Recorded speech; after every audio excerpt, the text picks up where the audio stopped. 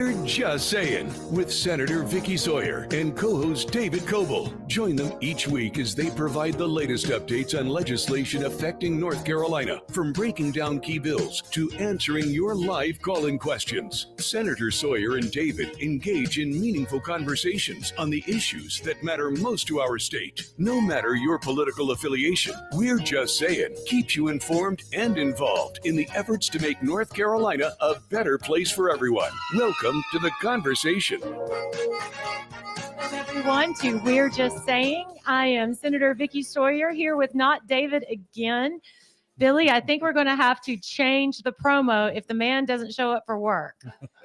We're going to have to re-record that promo to say just Senator Vickie Sawyer and with a co-host. And a co-host. And a guest. Yeah. And a guest, which today I'm very honored to have as a guest, but actually a cohort in what we do, because you, my friend, Representative Todd Carver. Yay, everybody. Now, for those of you who don't or live outside of Iredell or not really wonky with representatives, Todd Carver, this is your first full session. Still have milk dripping off my ears. Yes, I'm a freshman. Been there since January, so it's been a lot of fun learning the lay of the land, so to speak. Wait a minute, you just made a milk reference when we had all that raw milk drama. This is where the show's going to go today. That's where we're headed. I love it. And so you are retired law enforcement. Yes. And you used to teach law enforcement at Mitchell and at UNC Charlotte. I taught down at UNC Charlotte for about 10 years down there. Really enjoyed that. Yeah.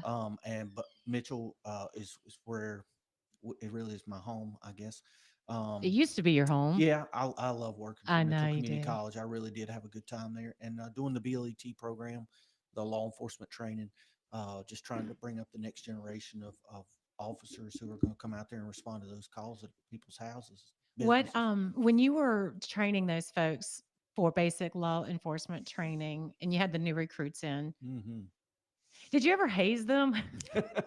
Well, did you ever say, I was thinking, what was that police? Do you remember that old 80s slapshot comedy that was called The Police Academy? Oh, yeah. So I'm kind of imagining Todd Carver being the guy who, when you have all these new recruits coming in and hazing him and saying mean things, or I would say no to that, but some of them I'm sure would who are listening to the show would say no. I can ask some people for you. Yes, we should. Hey, that will be good. Investigative journalist. And I know people. You do know people, and we'll say, Ron, you just need to be still, buddy.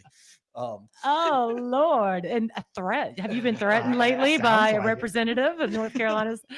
No. The thing that was always get the recruits with me, because when you look at me, I'm sort of a big guy. I've never been a picture of physical fitness, but then it's like I sort of sneak up on them. Yeah, because I love doing taking them for runs and doing things like that, and getting out there and doing physical things. It was always a fun side for me. I really enjoyed that. What was the number? Well, I know we're kind of diverging here. We will actually talk about some General Assembly business, but I like kind of getting to know folks a little bit better, especially when they're on the air and they have to, talk about it. Because, that's just what we do. It's kind of therapy for me. So when you had all these new recruits come in, for how many years did you teach? I was the BLET school director for 5 years. Okay. And then I had taught for probably 10, 15 years prior to that. Wow. Okay. So in your 20 years of training, what was the common theme for those men and women to sign up to be a cop? What was their motivational thought? Or was it many different things, or was a common thing? That really surprised me. And people say this is cliche, but there were a lot of students who would come into my office and say, "Hey, I want to take Billy. I really want to try and be part of the change. I really want to. I really want to be, make law enforcement better."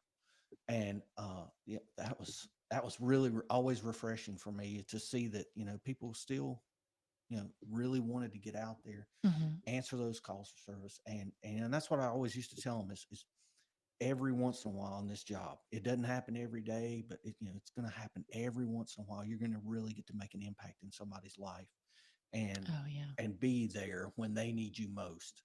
And that was the best part of law enforcement. That was the secret sauce right there. Ron knows what I'm talking about. When you're seeing people at their worst day, and Yeah. and trying to make it better. Oh yeah. Yeah. Well, very I- good. I was over there with Todd for a little bit with EMS programming. Yep. Okay. Very good. Yep. Yeah. And so that is true. I mean, you are seeing folks at their worst and you have to be Yeah. your best. That's really, really difficult. I mean, I do the same. I mean, I'm going to brag here a little bit, I mean, Vickie's who I I do. want to be like when I grow up. I always tell people that. Stop it. I'm just kidding. It's like kind of like when I do when I'm an insurance agent, as we talk to people in a car accident. Like that's nothing. No, it's totally different. I know it's totally different. You guys You're do also seeing people on bad days. yeah, but not like you guys, not like you guys. And I just appreciate the service, but and also being able to teach, which we talked about because you were on the show with me at the very beginning of your service. So it's Mhm. almost been 9 months or so since, or 10 months since we kind of had the conversation. We were at another radio station. We won't talk about that. Mm. But I'm also curious to hear about your perception of the General Assembly as a former school board chairperson, where you guys could always just blame us for doing everything wrong, and then we could blame y'all for doing everything Sure. wrong.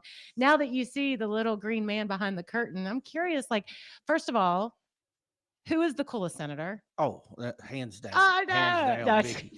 Hands down, Vickie. I'm just kidding. No, it was cute. So we have a group of friends, and we usually try to eat breakfast.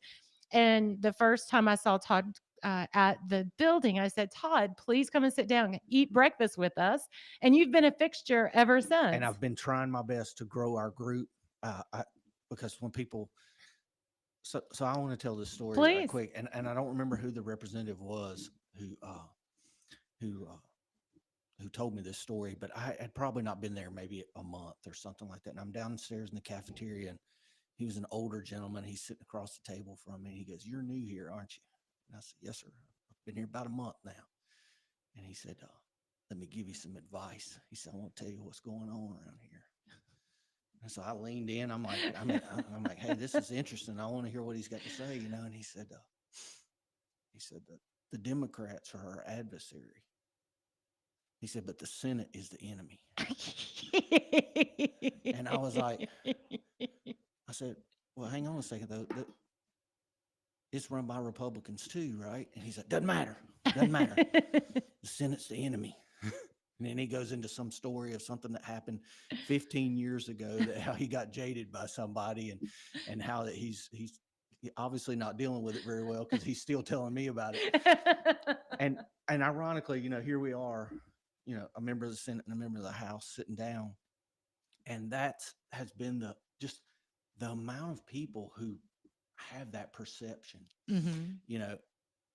And to me, the only way you're ever going to push back against that is to sit down and have breakfast together and break bread together and talk to one another and work on some, because that's, I think, away from the table is where the solutions really get vetted.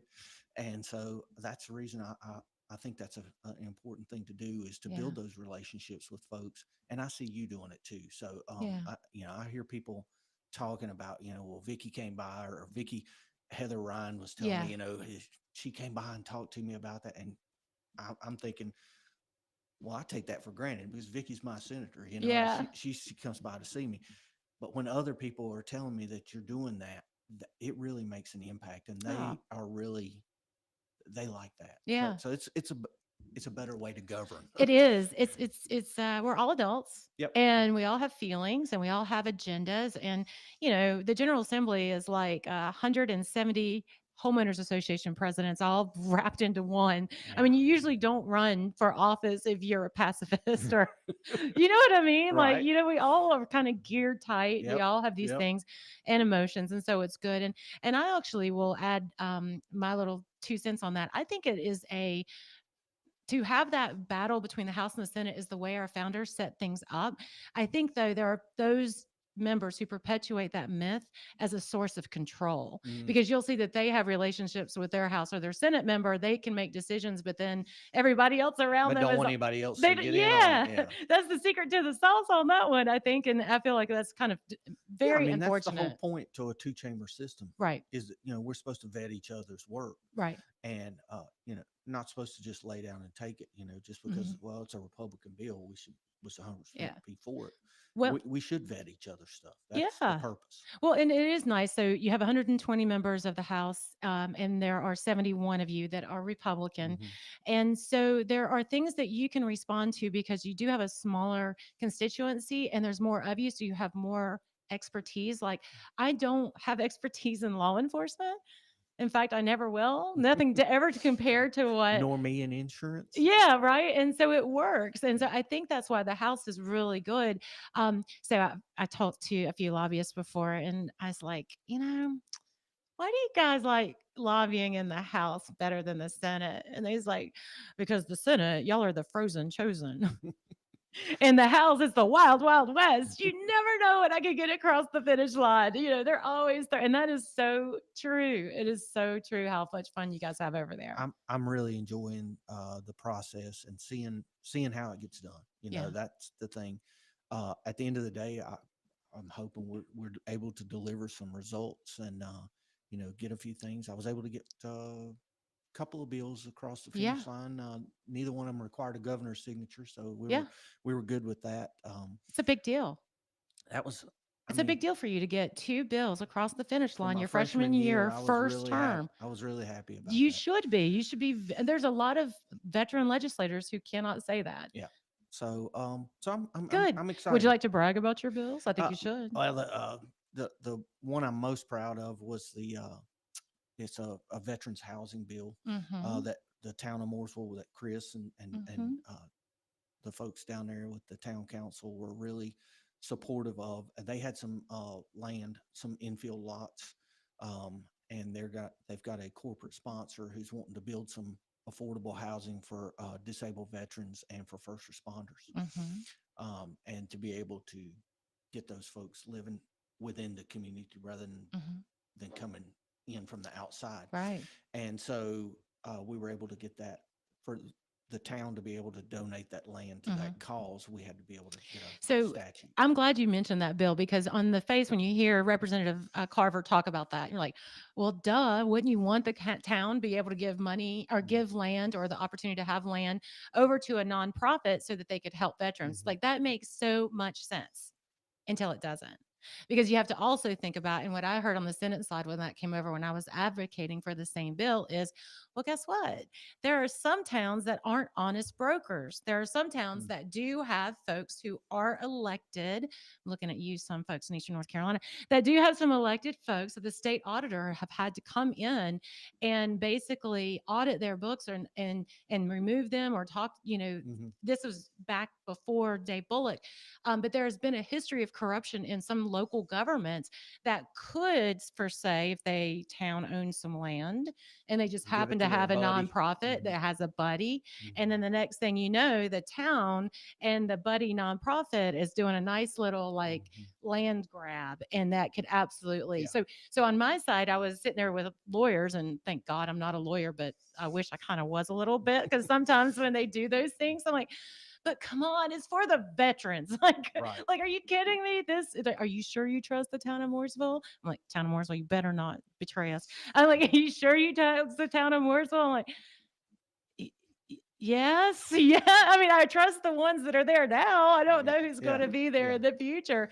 But something is simple, Todd. But Todd works. Sorry, Representative Carver, you worked so hard on following that bill through, on sitting across, meeting with Senator Raven, Mhm. meeting with those folks in Senate leadership, meeting with your own leadership to make sure that that bill passed. And Mhm. that's exactly what it takes to get stuff like that done. It does. It does. It's not just going to happen. People aren't just going to read it and go, "Wow, okay, that sounds like a good idea." I wish that was going on in my town. So that was really fun for me to get to see that one come through. There's a couple of other ones that I've got out there, and I'm a veteran myself. I come from a family of veterans. My dad was a veteran. My son's a veteran. So it's sort of near and dear to my heart. Um, I had one also that would have stopped, like if a veteran's deployed overseas, Mhm. the Secretary of State, you have to do a filing, an annual filing. Well, if you're, Overseas. overseas and not able to get that done, We've had some veteran-owned businesses get shut down. Um, I hadn't been able to get that one across the finish line yet, Yeah. but I'm not giving up hope on it. Good. I'm still optimistic that we're going to be able to get that one done. Mhm. So I would really It like is to see funny that how one like done. common sense measures like that, like something as simple as, hey, I own a landscape company, but I'm also been deployed and I can't get to my LLC filing, right? So Right. and it's what, $215 and you got to file it every Yep. year and you got to send it in and it's got to be like But if you don't file it on time because you're deployed. overseas, now it's $600 to get the thing back, to bring it back to life. Oh, really? And so it's not to Yeah. mention the hassle and the pain in the neck it is. Mm. We need to be doing things. And North Carolina was recently voted the #1 place to run a business in the United States. You know, we need to be looking for more ways to make North Carolina pro business, Mhm. not just for our Small military business. veterans, but small I business, agree. helping them every way we can. And that's what I feel like my calling is in being there Good. is to find ways to help people with making get out of their way. Yeah. Get out of their way, and they'll figure it out. When that service member gets back from deployment, okay, hey buddy, we're not waiving the fee. You Mhm. still got to pay the $200.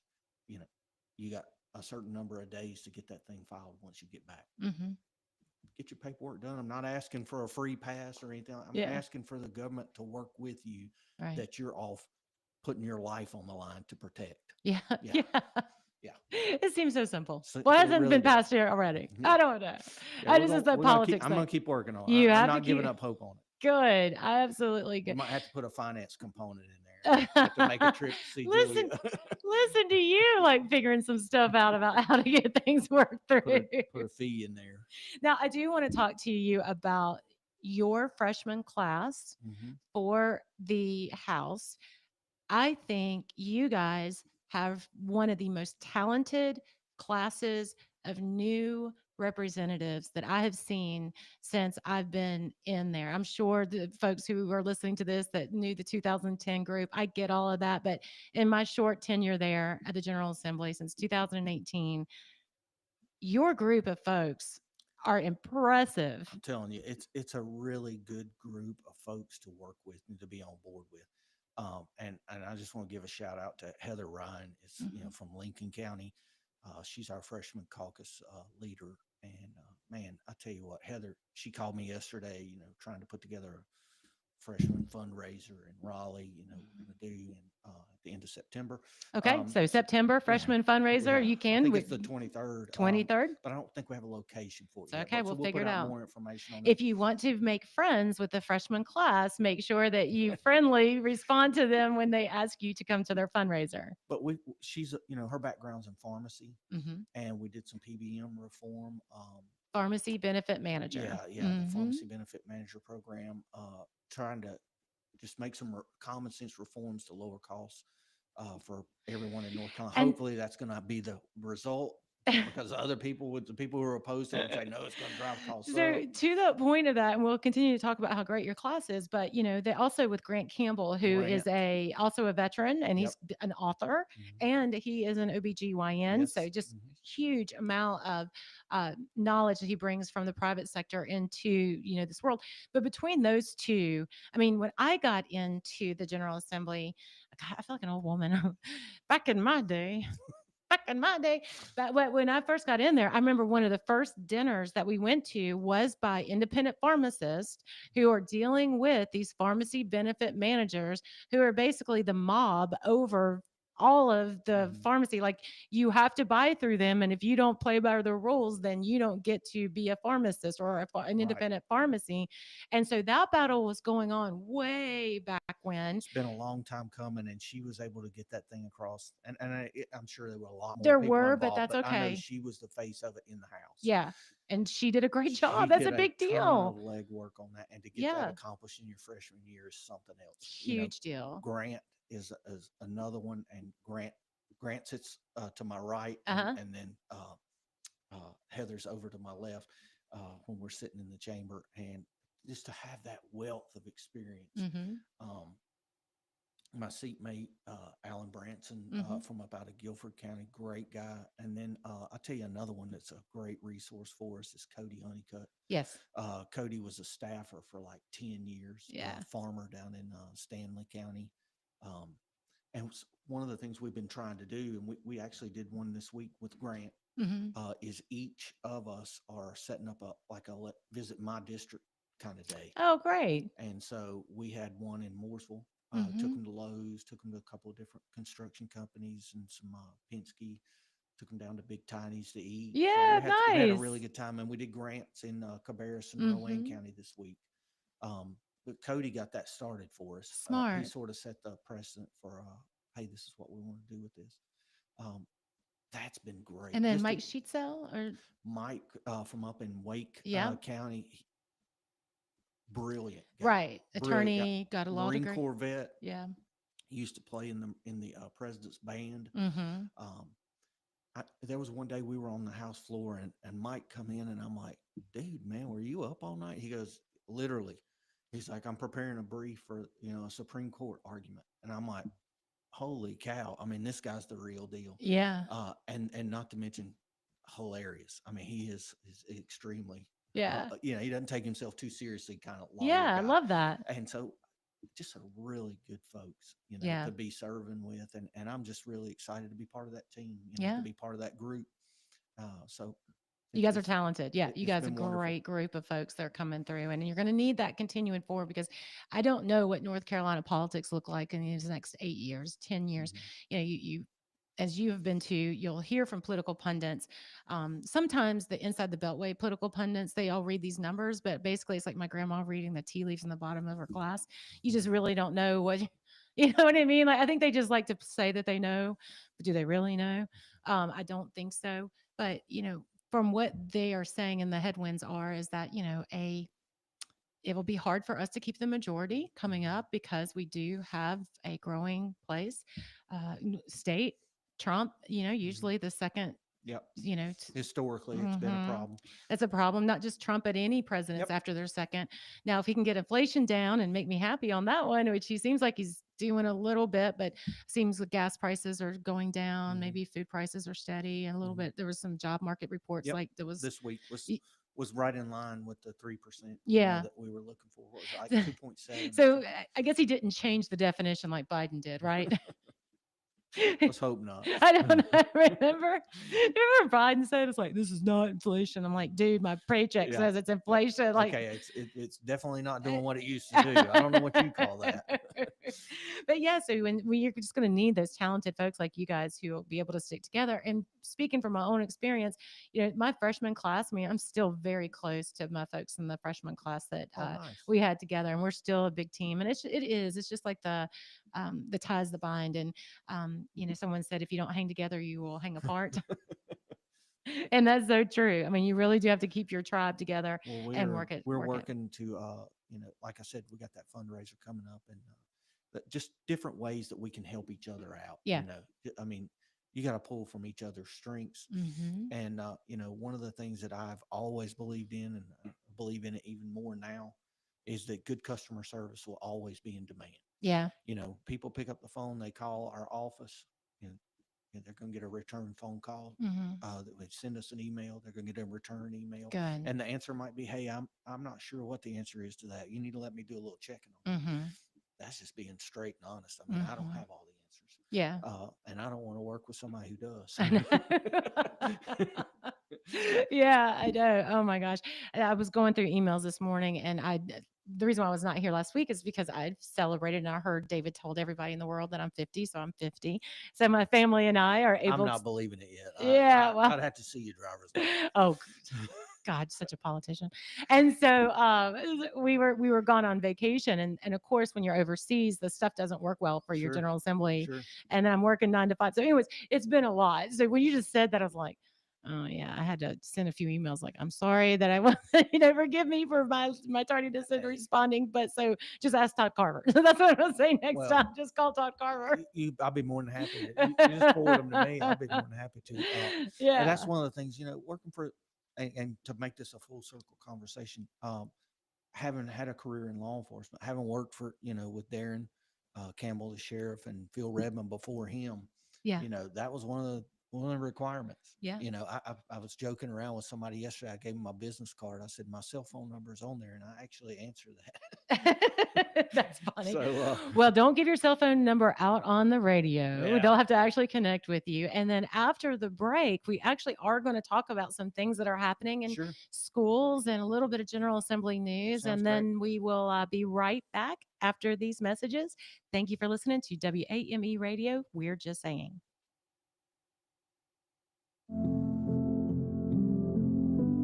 Kids across America are going to school hungry. Millions of kids every day. But one simple thing can help change all of this for a hungry child in America. Good, healthy food and the energy it brings. With help from caring people across America, No Kid Hungry is providing healthy meals and hope to hungry kids so they can build better futures. To learn more about ending child hunger in America, go to helpnokidhungry.org today. Bravo, Brenda. You've always been a saver. Price matching your price matches. The self-proclaimed queen of extreme couponing. But this time, you've truly outdone yourself. By saving for this electric vehicle, you're locking in up to $1,000 a year in fuel and maintenance savings, which will leave you saying, cha-ching, every time you unplug. Good for your wallet, great for the planet. That's the power of EV. Sponsored by the NC Clean Energy Technology Center and the North Carolina Association of Broadcasters in cooperation with the station. We all play a role in keeping our community safe. Every day, we move in and out of each other's busy lives.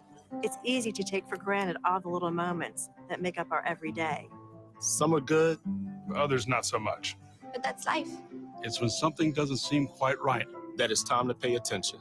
Because only you know what's not supposed to be in your everyday. So protect your everyday. If you see something suspicious, say something to local authorities. We all want more for North Carolina. More boundless views, more adventures in the outdoors, and more clean roads to get there. But to get more, we have to do less. Less littering, that is. Make it your nature to trash your trash and keep NC clean. And we'll all have more reasons to love North Carolina. Litter less, get more. For more on the 7 outdoor NC Leave No Trace principles, visit OutdoorNC.com.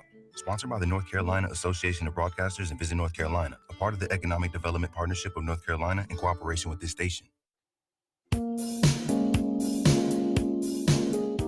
Welcome back to We're Just Saying. I'm Senator Vickie Sawyer, joined with not David, but even better, Representative Todd Carver. Welcome back to the Thank show. you for having me, Vickie. Well, good. Well, thank you, listeners, for letting us kind of go down memory lane a little bit and talk about a first-year legislator. I'm not really. I always feel back on freshmen. I feel like freshman or something. I don't know. It's what we are. But first-year legislator, when you go from the outside to the inside, and the interesting part is, you can sit in traffic and you can talk about how terrible government is, but then when you get to the inside, you're like, it's really hard to make these stupid decisions. They're not all stupid. You know what I mean? If it was easy, then everybody would be doing Everybody, it right. well, believe me, you should see our emails. Everybody thinks they can, right? But no, just kidding. But one decision that wasn't stupid that I am very proud, and I think it was led in the House, maybe by Representative Willis and you and a few others. Jackson, I think probably Neil Jackson. maybe That's right. Neil Jackson. His name was on it. I can't remember. Oh who the gosh, I should never primary bill even said sponsors. names because now they're going to be mad at me because I didn't. Sorry. I apologize now. I can't remember, but I am We excited. can't remember all this stuff. I promise you. No. There was 1,000 bills filed in the House, and then something like 700 or something in the Senate. Yeah, how many are this stuck in session. rules? And How many are stuck in Senate rules some of of those them I'm 1,000? glad. Some of them need to be stuck somewhere. Yeah, I agree. But one that made it, that I'm very excited. I think you may have seen some news about it. Is long overdue.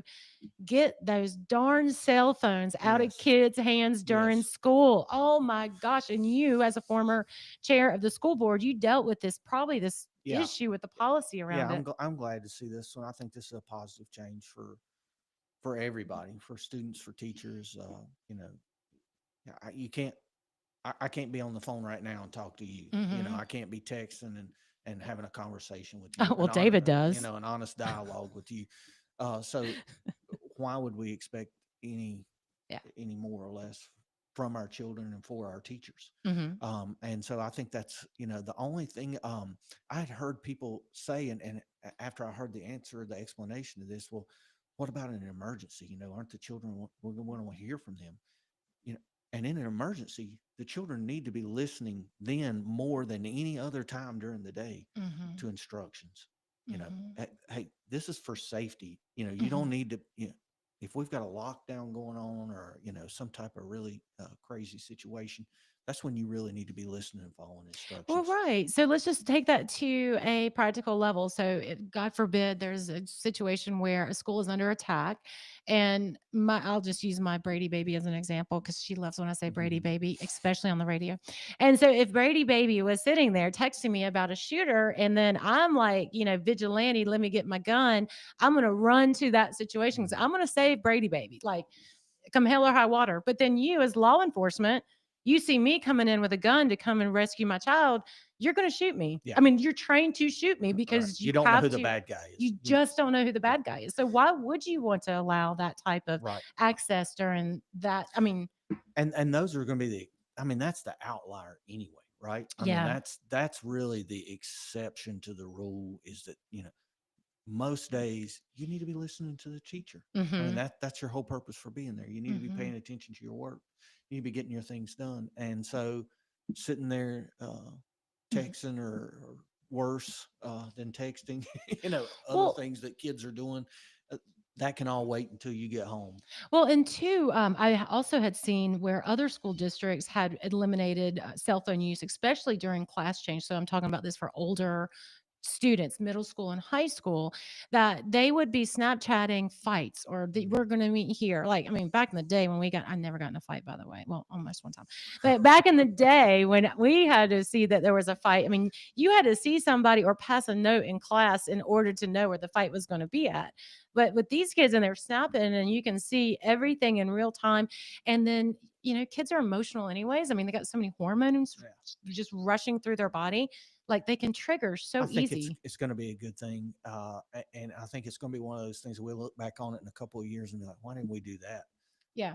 5-10 years ago. Why did it take us so long to get that one done? And it's gotten done. I'm glad to see it. I hope that I'm sure Dr. James and Dr. Gardner down in Mooresville will have a plan on getting that implemented, and I trust that they'll get it done in the appropriate way. So I'm really looking forward to seeing I think there'll be fruit to come with that one. Absolutely. I really Probably. do. Probably a little, like anything new, it's supposed to be a little Gonna be wonky a at curve. first. Gonna be a curve. Sure, Yep. absolutely. Yep, Yeah. yep. So another thing that's kind of a curve that was weird. Now, this didn't come from the General Assembly, and I don't think I'd given you a heads up because my show prep is so fantastic that you didn't even see it before we got in here. So, but You got to be on your feet when you're sitting beside Vickie. yeah. But so the state board of education, so sometimes people get confused. We do elect a state superintendent, but that's separate from the state board that's appointed by the governor. So they work in concert together. Well, in some, hopefully. In some instances, they were definitely during Mark Johnson's working away from one another. But anyway, so they can set policy that all public schools must abide by as well. And one of the policies that they set is that if a kid, so right now, if you go to school and you miss a class and you miss 10 days of those class, regardless if you have an A or not, the teacher can fail you because you didn't have your feet in seat. Now they're saying that, nope, it doesn't matter your attendance as long as you have an A in class or B or whatever passing grade that they can pass you on. I don't know that I don't know. I mean, because truancy is a problem, but oftentimes truancy is an indicator of other issues in the symptoms. home. Yeah, other problems. So now there's not that mechanism to identify children who aren't attending school when they're expected. So, are they, I don't know. I'm just really my thought on it would torn. Conflicted on it. My thought would be that that you shouldn't have a one size fits all. If you miss 10 days, but it was because you were in the hospital or your mom was in the hospital or something like that, then, and you still had an A in the class, maybe we should allow a little grace for that. Sure. And at the end of the day, to me, it should be up to the teacher, to the teacher and the principal. I mean, if they feel like, hey, this was a justified situation, Mhm. then let's give them the ability to make that decision and Yeah. not bureaucrat that decision. Wait a minute. Are you talking about local control? Yeah, Oh, yeah, God. yeah. Have I I not know. taught you anything, Todd? Have I not taught you anything? We have to and must control from Raleigh everything. No, not ever. I'm just kidding. I know your sarcasm there. It does seem like that way, right? That we do because we get municipalities and sometimes local school boards that behave badly, not all of them, but a few. Sure. And then very connected people in those communities get very upset. So they it's kind of like running to go tell the principal about the Daddy. teacher. Yeah. Yeah, go tell daddy. Like, daddy, look what my sister did. And then next thing you know, daddy comes in and fixes it. Yep. Well, they think they fix it. Yeah. Kind of like that downzoning thing that we didn't fix. Mm. But I am very, for one of my things that I love Reagan for, but one thing that is a tenet of mine is the best government for the people is the one closest to the people. Right there. And where the so, tire meets the road. mhm, And you know, that should be our tenet mhm. as Republicans. Right. I mean that But should we're be a what we Dillon stand rural for. state. Come I on. know, right? Who are you? We still should. I know, I know. Well, this is also speaking to a man who was a school board chair during the COVID area. So he was definitely where the rubber met the road, were you not? Yes. It was. And I felt like I got run over. A You couple of did. times. I saw. I was there. I witnessed it. So, But good times. you didn't get run over. Let's not say it that way. Many people tried, but you prevailed. So I'm happy that you continue your public service because we need good people. I like learned you. a lot during Yeah. that time period. I really did. I mean, when you get tested, I mean, that's when you're gonna Right. sink or swim. And I felt like we definitely came out on top of that. Our little Statesville had some of the best scores ever after COVID because Yeah. we came back so early. We got Mhm. our kids back in the schools, and that was always my goal, was to have the kids in the school Mhm. and to because that's where they're. I mean, if that's not your purpose, then what are you doing in education? Right. Right. Why are you there? So I don't know. The NCAE would argue differently. I think they're not, I hadn't gotten a I whole even lot can't of believe I calls from said them. them. You I hadn't really? got a whole lot of calls from them. So the first 2 times I ran, because I had the school background like Yep. you and advocated for public schools and education and more funding. And that was, I was kind of like a unicorn in the Republican Party at that time for that position. And so I thought, well, surely when I go see the NCAE local chapter, they're going to know that this is a heavily Republican district. A Republican will win Iredell County. That's just the way it works. It's just math, just like a Democrat will win Mecklenburg County. I mean, that's just how it works. Yep. And so I sat down and I really was thoughtful and I, told them, my plans and how I would like to, work with them and not against them. And they endorsed the Democrat. I'm like, you jokers, like, do y'all not have any political sense? If you're going to get in this game and you're going to do that, why would you create enemies out of me instead of so have somebody you can work with. I mean, that's really what we should be for, is for building relationships. yeah, right. Because To we, solve like you said, problems. we don't always have the answers, but we do have a few answers or questions that will be unanswered. So it's kind of like, will they, won't they, with these veto things? Will they, won't they? What's going to happen? So we got some I've been bills. really happy with the ones we've gotten done so far. I mean, I think we've, sort of threading the needle there. I mean, and we got a whole lot more done than I think even the governor was thinking that we would get done. Yeah. 15 so far, and we overrode 8, and really there was a 9th one, the one with the squatters' rights, Right. that we didn't override the veto. We Got the we bill fixed the passed. bill. Yeah. We fixed the bill and Puppy took out mill bill. took out the part that needed to come out. Good Lord. I told the story the other day about how I was getting my hair done and my non-political hairdresser knew about that. Oh wow. Oh, I was sweating it. You can't go wrong with puppies. I know. But, we got a few left out there, right? Yeah, we still got maybe 6 or so. of So them we've left got out there. okay, so I actually, where I took this from? From Iredell Free News. Oh wow. Okay. And if you want to know what's going on in Raleigh and you don't want to listen to the show, but you like to read, Todd does a, as you say, weekly, is it weekly? I do a weekly column. Yeah, I try to do it on Sunday afternoons, Sunday evenings, and you're working on the Lord's Day? I know, right? Doing the Lord's work. And then that's true. and That's true. educating folks. It is and then, great. and then it comes out usually on Monday. Mm-hmm. But just trying to get the word out there about what the status is of some of these bills, because most people aren't I think it's geeky like great. me and able to keep up with it.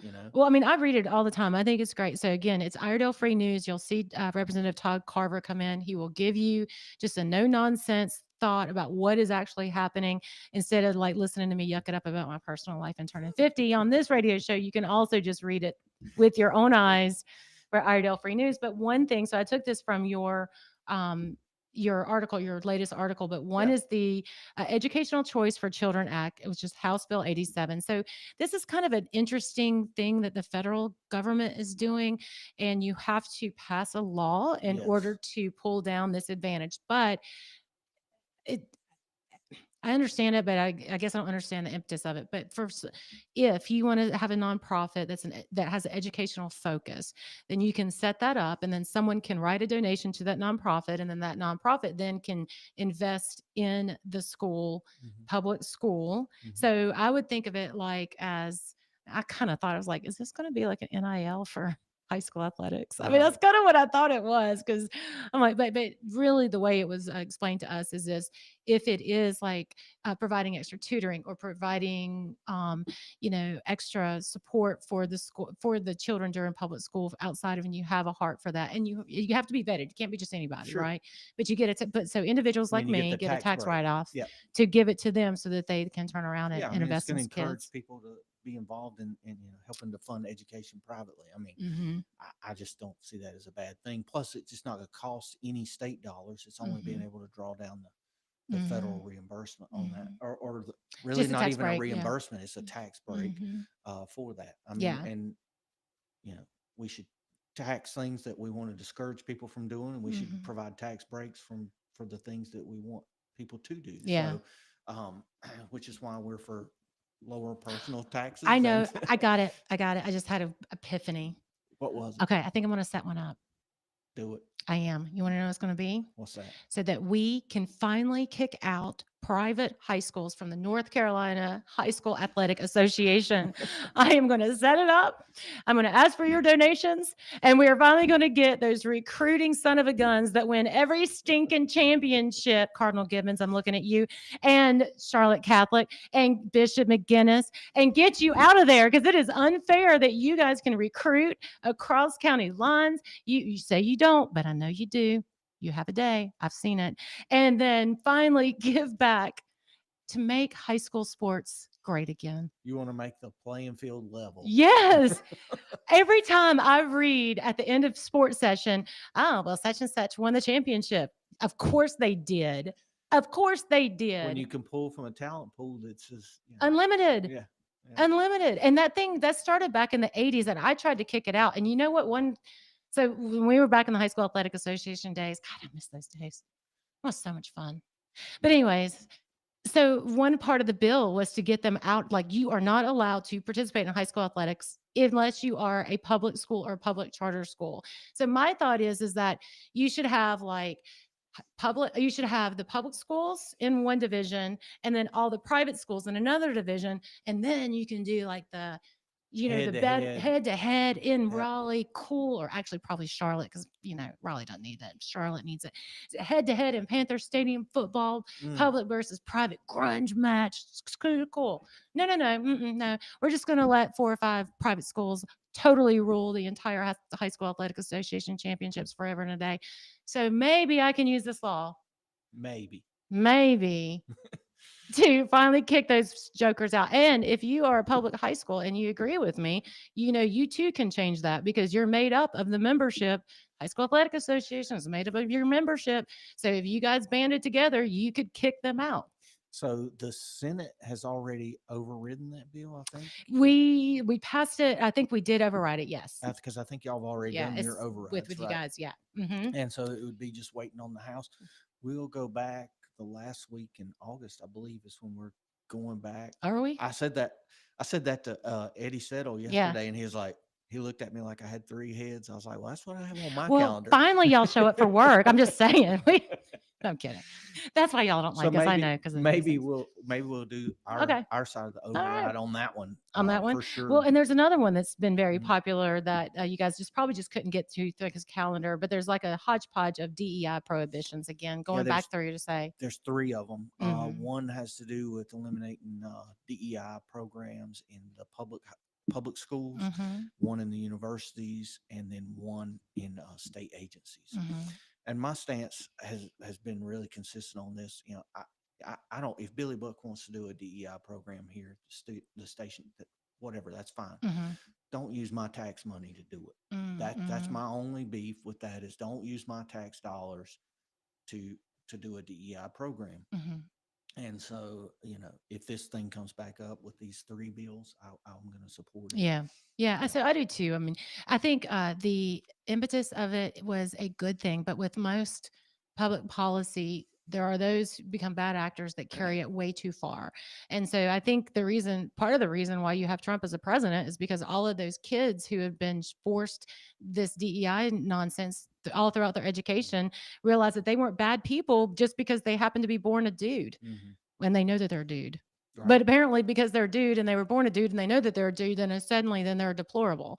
No, that's not it. But they had been taught that over and over and over again. And hats off to Senator Brad Overcash when he talks about this on the floor. And as a proud alumnus of UNC Chapel Hill, he reads an excerpt from the manuscript or the wording from a book that is required reading for some of their classes. And in part of it, it says, you know, if you were born as me, then you already have a privilege. Well, anyways, if you know my background, there's no privilege to have been had other than the fact that my grandparents finally loved me and took me in. But so you know, and so you know, these kids or this whole generation has been succumbed to this DEI thing, and you know, I think there is this huge conservative group of young children now, and I think the DEI actually backfired on these people because now you got Trump and a few other folks The that thing are I've always pushing said on back. that is you know, discrimination is wrong no matter Mhm. how you do it. So you're not going to ever fix discrimination with discrimination. Right. You know, That's fair. So I think those are some universal truths we can live Yeah. by. You know, Yeah. that if you accept this is wrong, Mhm. then you're not going to fix it by doing that. Right. But there's been a cottage industry that has developed around selling these materials to universities and to K-12. And so a lot of this pushback as you're seeing is this actually these funding that sources that came from government to these DEI folks. And you know, and I'm picking on DEI, but it's really almost with any kind of newfangled thing that people try to do with Shiny education. and sparkling. Yeah, they do. So So do hopefully whatever that you want will. to do, just don't do it with my tax dollars. Gotcha. Because you know that's money we took from Mhm. somebody. I mean, Mhm. for us to spend it at the General Assembly, we literally took that Mhm. out of somebody's paycheck. Mhm. And so we need to be careful with that. And Yeah. that's my stance on that one. So Yeah. that one's those 3. That hit hard. You know why?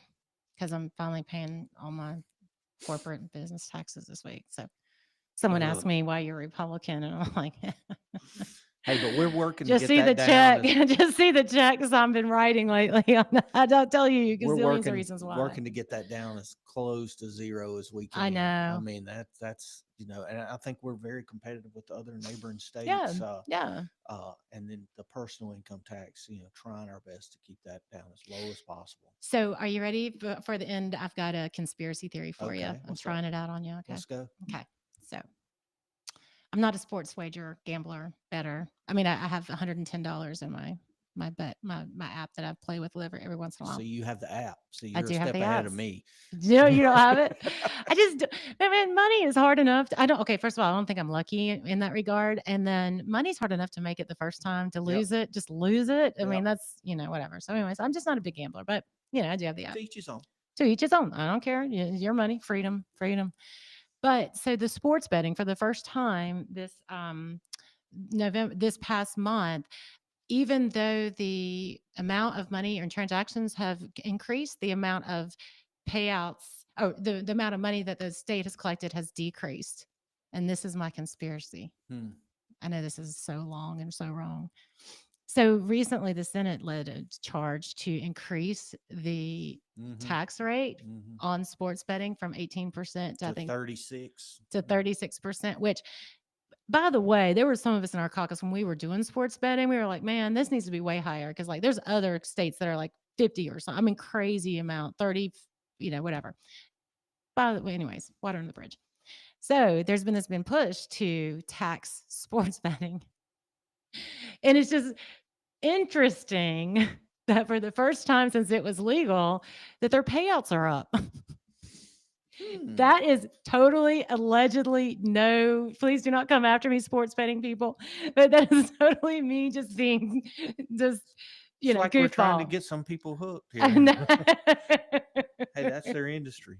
I'm just messing around. I don't know that is, but it was interesting to me that the article mentioned that it was just because it's in a lull time of football's getting ready to start up, basketball's off, and those are two major sports. So it could have been just more or less that folks are. I think we're just in a gap. Yeah. I really think that's what it is myself. So you a football fan? Oh yeah. Yeah. Yeah. I like football. Favorite team? Oh, just Panthers. Yeah. I'm gonna pull for the home team on that. Oh, smart. Oh. Who do I want to watch play on Sunday? The Chiefs. I mean. Okay. All right. Well, I was wondering. Well, high school football is getting ready to start back Blue up. Devil. I'm a Blue Devil. Well, you're a Mooresville grad. Well, I mean, that's me. Yeah, that's right. So that is no, you did not. He's throwing Mooresville gang signs up here in case you wanted to know.